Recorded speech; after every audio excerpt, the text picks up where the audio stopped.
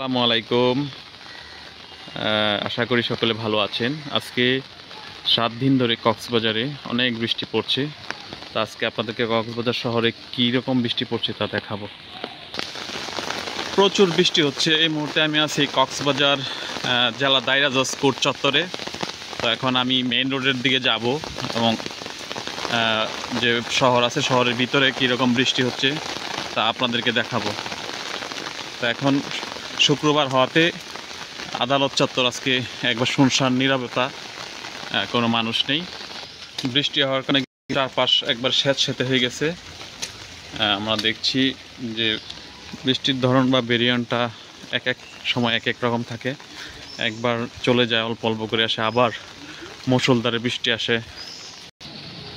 তো আমরা মেন রোডের কাছে চলে এসেছি।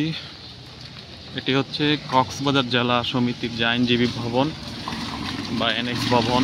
এই পাশেরটা হচ্ছে নতুন, আর এটি হচ্ছে পুরাতন ভবন। তো আজকে খুবই নীরবতা, সাপ্তাহিক ছুটির দিন।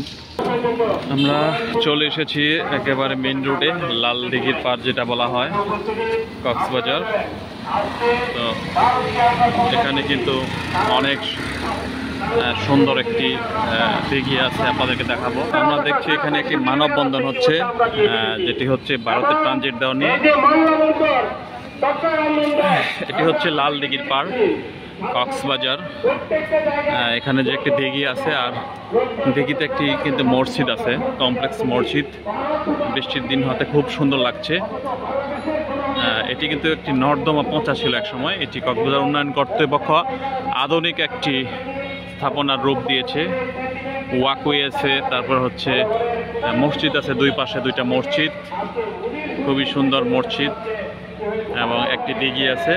আর পাশটাতে হচ্ছে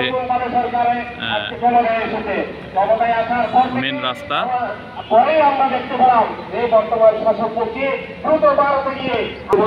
এই হচ্ছে রাস্তা।